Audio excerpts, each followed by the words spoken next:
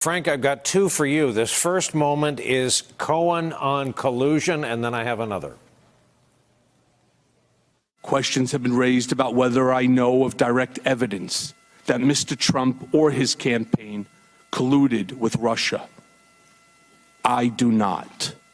And I want to be clear, but I have my suspicions. And then, Frank, a few moments later, we were treated to this.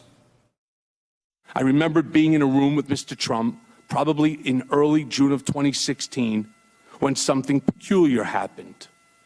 Don Trump Jr. came into the room and walked behind his father's desk, which in and of itself was unusual. People didn't just walk behind Mr. Trump's desk to talk to him. And I recall Don Jr. leaning over to his father and speaking in a low voice, which I could clearly hear, and saying, "The meeting is all set." And I remember Mr. Trump saying, "Okay, good, let me know." Okay, Frank, so to your investigative ears, critique both of those moments.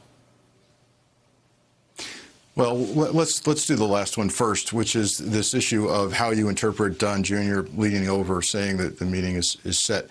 Barbara mentioned earlier how important it is that whatever Cohen provides is pieced together with other parts of the puzzle. And what I'd like to remind people of is that Mueller has much of that puzzle in place, and much of that comes in the form of classified intelligence, grand jury material, human sources of information, technical sources of information, and the entire panoply of techniques from the U.S. intelligence agencies and allies. So what does that mean?